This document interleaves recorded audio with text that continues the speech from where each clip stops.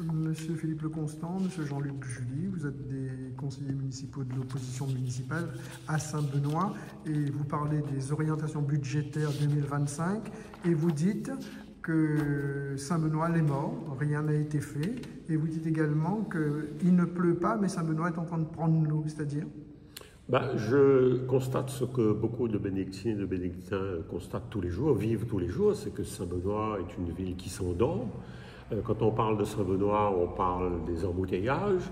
Il n'y a aucune structure d'envergure structurante qui sort de terre depuis 5 ans. Quand on se promène dans d'autres communes de l'Est, on voit des travaux, des chantiers, des grues. On aimerait les voir sur le territoire de Saint-Benoît. Et donc, notre ville est en train de reculer. Il y a une politique de communication qui est on va faire ceci, on va faire cela. Mais quand on voit les résultats, il n'y a rien de significatif. Est-ce qu'il y a des écoles qui ont été construites? Est-ce qu'il y a des gymnases, des stades qui ont été construits, des médiathèques? Non. Tout ce qui a été fait lors des mandats précédents. Et on voit que Saint-Benoît s'endort. Et beaucoup de bénédictins disent que Saint-Benoît est devenu une ville morte. Mais malheureusement, c'est une réalité. Et on aimerait bien pouvoir dire le contraire. Patrice Célie vous répondra en vous disant qu'il a redressé les finances de la commune. Il y avait un trou de 14-15 millions d'euros. Oui, mais alors il accuse l'ancienne municipalité. Moi, je n'en faisais pas partie. Moi, quand mon mandat s'est terminé, j'étais premier adjoint délégué aux finances. Il n'y avait pas de budget en déséquilibre, il n'y avait pas de menace de mise sous tutelle. C'était en 2014 En 2014.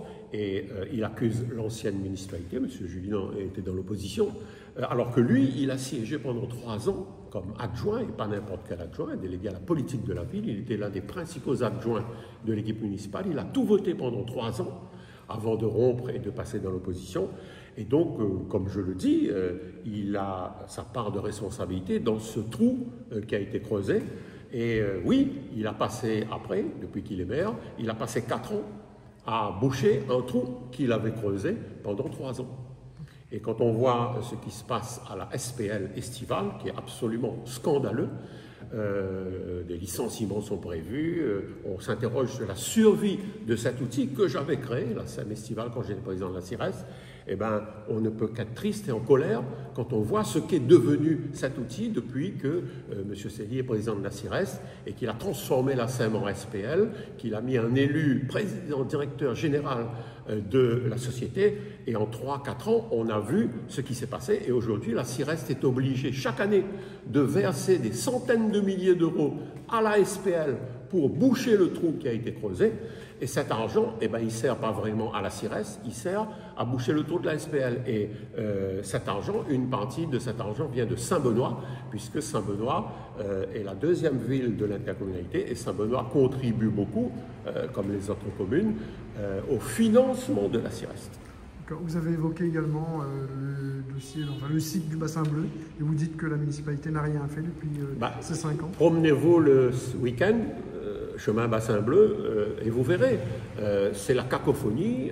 Il y a un enchevêtrement de bus, de véhicules, de piétons, d'enfants, et il y a un réel danger. En plus, les gens stationnent sur le radier.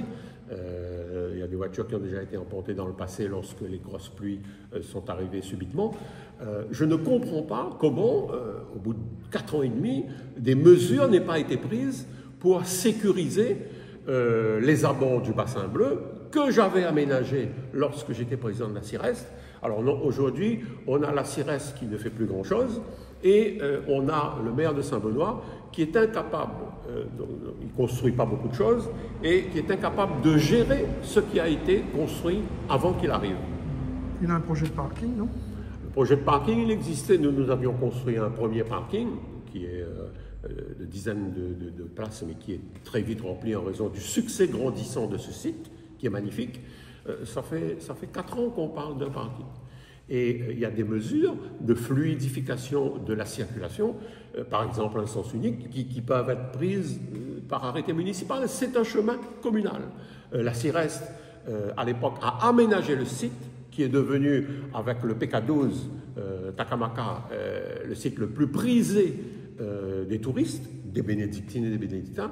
Et aujourd'hui, on constate que même gérer ce qui a été construit avant n'est pas fait correctement.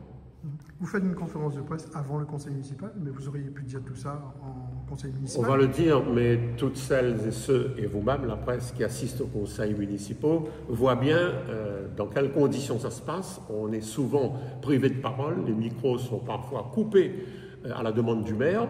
Souvent, nos micros ne fonctionnent pas, c'est bizarre parce que les autres micros fonctionnent correctement et parfois même, ils refusent de nous donner la parole. Donc, nous dirons ce que nous pourrons dire si Monsieur le maire nous autorise à le dire. C'est quand même un traitement scandaleux qui est fait à des gens qui ont été élus, certes dans l'opposition, mais l'opposition, elle est là aussi pour s'exprimer. On va dire ce qu'on souhaite dire, mais on n'est pas sûr de pouvoir arriver jusqu'au bout de ce qu'on a à dire. Donc on préfère faire cette conférence de presse pour qu'au moins les bénédictines et les bénédictins sachent ce que l'opposition municipale pense de l'action municipale.